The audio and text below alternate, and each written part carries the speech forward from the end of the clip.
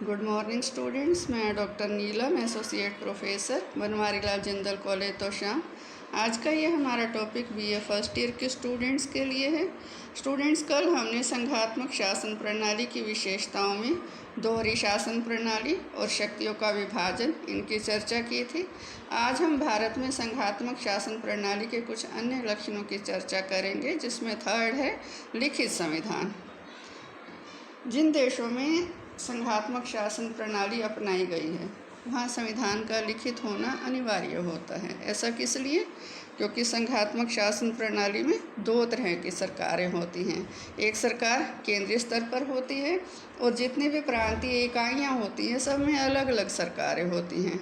और यदि संविधान लिखित होगा तभी संविधान में इन दोनों तरह की सरकारों का जो अधिकार क्षेत्र है, माने किस विषय पर कानून केंद्रीय सरकार बनाएगी और किस विषय पर कानून प्रांतीय सरकारें बनाएंगी, वो जो शक्तियों का विस्तृत वर्णन है वो एक लिखित संविधान में ही संभव हो सकता है। यदि ये लिखित नहीं है तो फिर संघात्मक शासन प्रणाली सही ढंग से कार्य कर ही नहीं सकती। और लिखित स्वरूप होगा तभी केंद्र और राज्यों में यदि कोई परस्पर विवाद होता है अधिकार क्षेत्र संबंधी, जो शक्तियों का विभाजन किया गया है दोनों तरह की सरकारों में, केंद्र सरकार यदि राज्य सरकार के किसी विषय पर कानून बना देती है या राज्य सरकार केंद्र सरकार के किसी विषय पर कानून बना देती है तो मामला न्यायालय में जाएगा। तो न्यायालय जो है वो उस विवाद का निर्णय किस आधार पर करेगा? संविधान के लिखित प्रारूप के आधार पर। तो ऐसे में भारत में भी संविधान लिखित है, जिसमें 395 अनुच्छेद, 12 अनुसूचियाँ और 22 अध्याय हैं।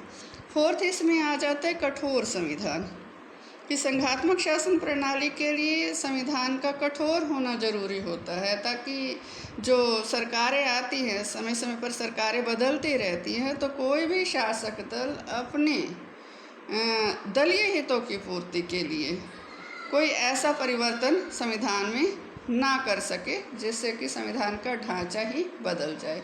तो किसी भी संविधान को कठोर या लचीला हम किस आधार पर कहेंगे? संविधान में संशोधन करने की विधि के आधार पर।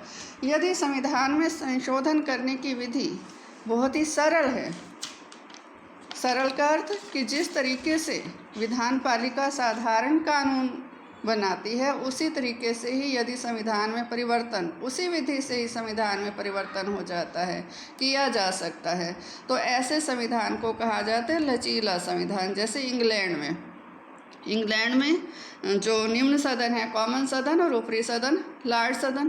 कॉमन सदन ने विधेयक पारित कर दिया और फिर वो विधेयक लॉर्ड सदन में गया, लॉर्ड सदन ने पारित कर दिया। सम्राट हस्ताक्षर करने के लिए मना करता नहीं, वीटो पावर का प्रयोग वो कभी भी करता नहीं है, निषेधाधिकार का प्रयोग नहीं करता। तो ऐसे में सम्राट उस पर हस्ताक्षर कर ही देता है और सम्राट के हस्ताक्षर होते ही वो जो विधेयक है वो कानून बन जाता है।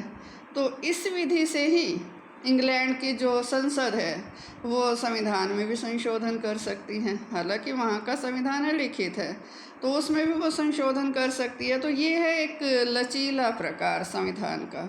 और संविधान का जो कठोर स्वरूप है वो क्या है कि यदि संविधान में संशोधन करने के लिए किसी विशेष अलग विधि को अपनाया गया और वो विधि अपने आप में कठिन है तो ऐसे संविधान को कठोर संविधान कहा जाता है। अब जब हम भारत की बात करते हैं तो जो भारत का संविधान है उसको संशोधन करने के उद्देश्य से 3 भागों में बांटा गया है। एक भाग ऐसा है जिसमें संसद माने लोकसभा और राज्यसभा मिलकर केवल साधारण बहुमत से ही परिवर्तन कर सकती हैं। और संविधान का दूसरा भाग ऐसा है जिसमें परिवर्तन करने के लिए संसद के दोनों सदनों की अलग अलग कुल सदस्य संख्या का स्पष्ट बहुमत तथा उपस्थित एवं मतदान में भाग लेने वाले सदस्यों का 2/3 बहुमत पक्ष में होना अनिवार्य है। अब यहाँ जब हम बात कर रहे हैं कि कुल सदस्य संख्या का स्पष्ट बहुमत, ये लोकसभा के लिए अलग से देखा जाएगा, राज्यसभा के लिए अलग से, माने दोनों सदनों में इस विधि से इस बहुमत के आधार पर संशोधन विधेयक का पारित होना जरूरी है। और तीसरा भाग कौन सा है? तीसरा भाग जिसमें जो संशोधन करने की एक अलग विधि है वो क्या है कि संसद के दोनों सदनों की कुल सदस्य संख्या का स्पष्ट बहुमत, उपस्थित और मतदान में भाग लेने वाले सदस्यों का 2/3 बहुमत। और इसके अलावा, यहाँ तक तो ये होगी उसी दूसरी विधि के समान ही, इसके अलावा कम से कम आधे राज्य विधानमंडलों का समर्थन भी आवश्यक होता है। जो संविधान में संशोधन की विधि है वो अनुच्छेद 368 के अंतर्गत दी गई है।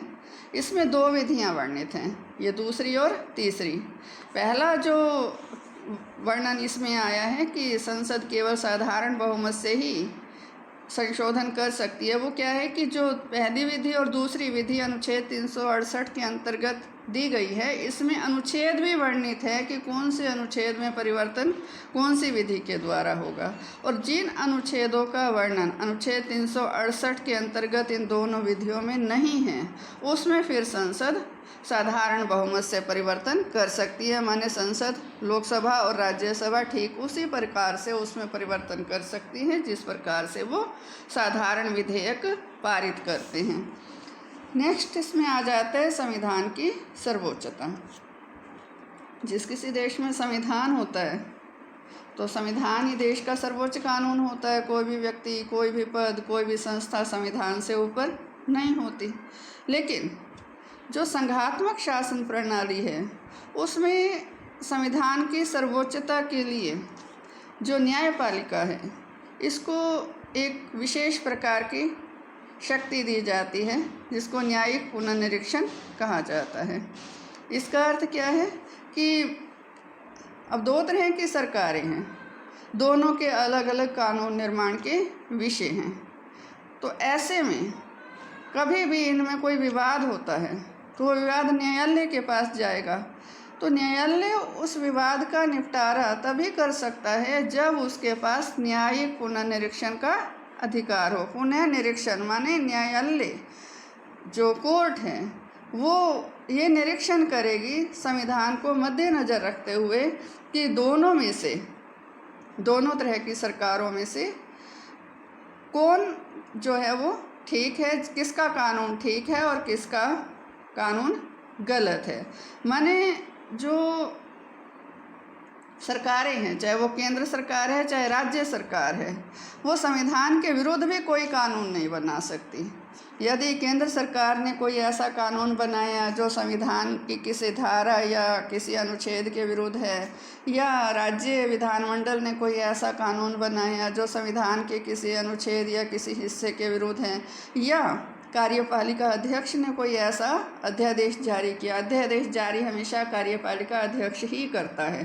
कार्यपालिका अध्यक्ष ने यदि कोई अध्यादेश जारी किया वो संविधान के विरुद्ध है, तो 130 करोड़ की जनसंख्या है हमारे देश में, उसमें से केवल कोई एक व्यक्ति भी यदि याचिका दायर कर देता है तो उस कानून पर स्टे ऑर्डर हो जाते हैं और पहले न्यायपालिका जांच करती है। किस आधार पर? इस न्यायिक पुनर्निरीक्षण के अधिकार के आधार पर न्यायपालिका के पास ये अधिकार है कि वो उस कानून की जांच करे और ये देखे कि वो संविधान के विरुद्ध है या नहीं है।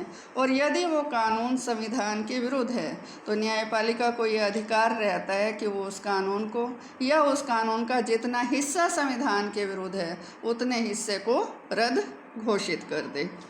तो इसके साथ ही नेक्स्ट इसमें आ जाता है स्वतंत्र न्यायपालिका। स्वतंत्र न्यायपालिका का अर्थ क्या होगा? न्यायपालिका को किससे स्वतंत्र होना है? सरकार के 3 अंग हैं, विधानपालिका, कार्यपालिका और न्यायपालिका।